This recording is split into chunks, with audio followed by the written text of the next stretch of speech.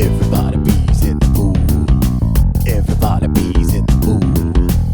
Bullnew.com. Alrighty, folks. Guess what? You guessed it. Another freaking issue. Alright, Pull Noob here.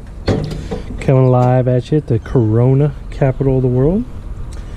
And we have a problem, folks. Can you identify it? Probably not.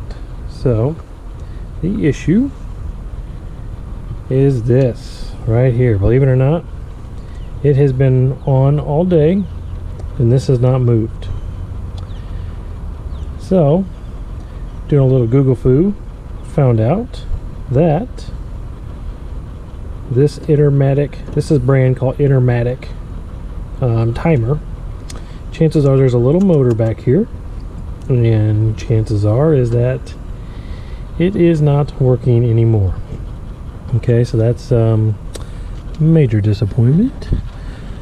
Basically, that's kind of what the gist of this is we're going to go through now and take this off so I can kind of check the motor. Okay, so there's going to be one or two motors, whether you have a 220 or 110. I'm just going to double check which one I have.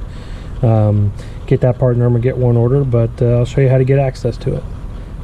First and foremost though, believe it or not, we got to shut off power. Okay, so what are we even looking at? Well, I just took off this little access panel, basically these two screws here, and I was able to slide out and get access to this. And the reason I want to do this, right, so there's a nice set of instructions I'm going to post, kind of walks you through how to do this. But the biggest thing is to get access to this motor. One of the things that we're going to have to do is there's a nice little screw right here. All right, so this is basically the little plastic insulator that protects all the wires going into the timer, and we're just going to remove that right there. All right, looks like this little lever here can kind of come up such that this can actually pop out. Alrighty, so we're going to unhook these wires if we can, pop out, but most importantly, this is it, that little motor right there. And if I can see it any better, alrighty, our model number WG1573-5 60 Hertz Intermatic. Alright, that's the motor. So essentially that is what's gone kaput. That's the piece of crap that's ruined my life. And you'll see that there are two screws there and the two wires that run from it. This motor unit, I've seen anywhere from about low 20s to low 30s, whereas the entire assembly is about 50 bucks. So for the additional extra couple of screws and maybe even a lot less wires to switch out, you're going to save about half price on just switching out the assembly. But to each their own. Some people, like, if you just want, some people I know just like to make sure everything is brand spanking new. So I'm going the motor approach. Now the big thing is these two little screws here. I'm going ahead and taking out the old one here such that when I get the new one in, I can start trying to go ahead and pop in place. But one thing you're going to know, right, this little bitty kind of special screw, all right, and it sucks. It's like, why would you do this? Imagine the English right now are like, you bloody Americans, right? So kind of see what that is. It's really not a clean Phillips head or even flathead. It's one of these little specialty screws, and I have to give a shout out to my father-in-law for giving me one of these kind of headsets and stuff for either a birthday or a long Christmas. Basically kind of just making it be known that, you know, my tool set is pretty weak sauce, and that there's nothing that I can do that will ever impress him or make me feel like more of a man in his eyes. So alrighty, so I went ahead and unhooked the motor. The one thing you will see is I was able, you'll still see it there, I was able to keep the screw in, and you'll just kind of see it will slide into that notch there. So therefore a little less that I have to deal with when I put it back on.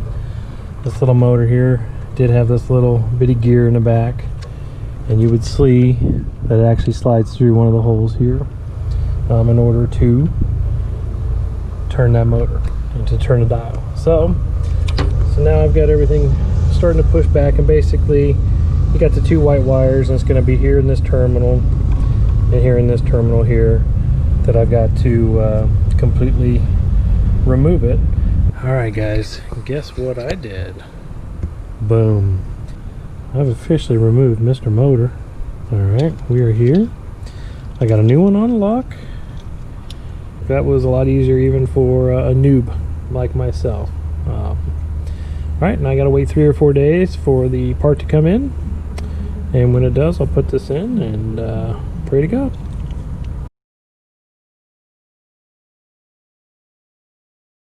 Alright, it has been 4 days since I made the disassembly video, but look what I had in the mail today.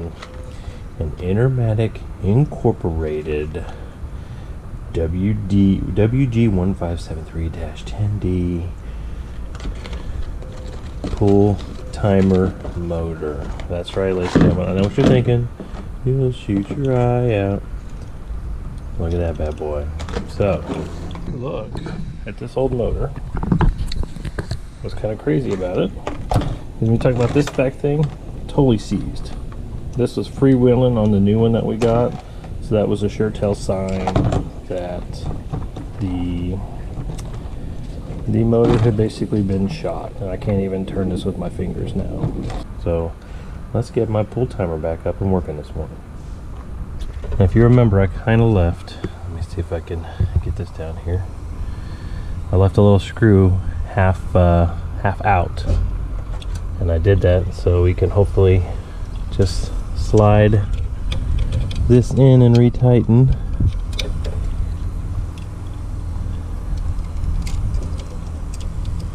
And that can do it. Now you'll see, because that screw helped me guide, there is actually 2 holes here, and by leaving that other screw in, it actually helped me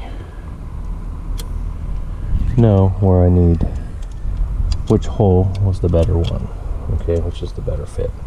And you'll see here on the front, hopefully, get these wires out of the way. I pull that out, pull it back in, you can see where those gears would actually meet. Let's do it again. You can see if I have the proper, if I use the other hole, that gear wouldn't actually be able to turn the bigger dial. So just a couple way to check, make sure you're not having to rescrew and rehook up everything twice. All right, a little bit of pro tip before I redo it. I actually had to unscrew the motor here, because if some of you are like me, you've had power outages over the time, especially if you live here in Florida. We've got some crazy thunderstorms that never fails during the summer to throw this timer off. So this is the time now to get this clock back correct, because as soon as we get this other little gear put in from the motor, it locks it down in place. So if you want to change the timer dial, this is now the time and the place to do it. Alright, so here's a better look at it. The motor has officially been installed. We've got the 2 screws in. I went ahead and laid it down flat a little bit more here. The timer has been set on the other side before I screwed it in tight, and now we got to deal with the wires. Right now we're actually hooking it back up to the panel. So one thing I do remember from the video, you did too, there's this little bitty notch here, point to it, and I did see we're both it's kind of a guidance for the 2 wires here. So just slide through those there. Here's 1, here's 2, right? Alright, so now we just hook these 2 wires back up. I'll be honest with you, I'm kind of hoping there was really no spot. I know one goes here and one goes here. I don't know if it matters which one goes which. That's why I'm a noob, not an expert. So I'm just going to hook up, and if we get smoke, I'll probably swap them around. And if I don't, then we're going to celebrate. So for the super noobs out there, just showing you me unscrewing. There are some people out there that may want to see how this goes on. So you'll actually see that. Let's see if I can get this out. So let me show you my my deduction of which is going where. The longer one is going to be going over to here. So that's how I was able to deduce which one is going where. You just slide it in. Now get it going, and what's going to happen is you can see this little square thing is going to be rotating. All right, and when it gets closer, you're going to have to hold it still while turning this with a screwdriver, and that's going to allow it to go back in flush. All right, let me try to get this one out of the way here for a little bit. All right, so you see if I turn with the screwdriver, all right, sometimes that little square will want to start turning as well. And I'm just here to tell you that. Let me back out. Why, you say? Because I need to get this under as well. All right. All right, so I need 2 hands for this. I'm going to tighten it up and get the other one on, and then let's let the magic happen. Electricity's hooked up. We're getting close. If you all remember, there was one more little thing we got to do before we can turn this on probably safely, and that is this little plastic protection panel, right? So you'll see there's a little notch, there's another little notch, and there's where the screw. It'll make sense. Slide that over, get that on there, and then what we can do here, now what's this great, you're going to turn this on, but my panel is off. We have to turn it on just in order to get that screw in. So once again, I need 2 hands, and I'm going to get the screw on real quick. So I'm going to switch on power. All right, so power to the panel is on now. Now I do need to go put the protective cover back on, but if this thing is now working, I've set my timer, right?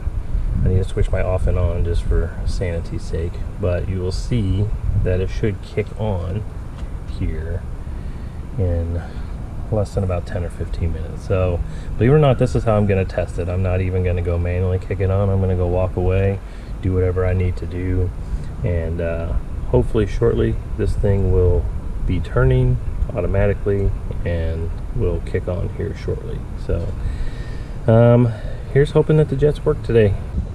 Oh my gosh, guys, a watch pot never boils, but a watch timer sometimes still turns the jets on. Look at that, ladies and gentlemen. This might be the easiest fix I hath ever done.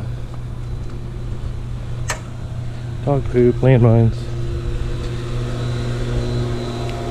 This might be the easiest fix I have ever done. Look at that, gents. Oh my gosh, it worked. You're clicking on. I now have a pull timer that's working once again. Things are well. Ladies and gentlemen, that was an easy fix. I'm not gonna lie. I'm not a do-it-yourselfer, but I would recommend you do this one yourself. So I'm gonna put some links down below to some of the motors, different model numbers, as well as the actual full assembly if you feel like there might be some other things wrong with your timer. So thanks for watching, guys. Yes. Until next time, like and subscribe. Full noob.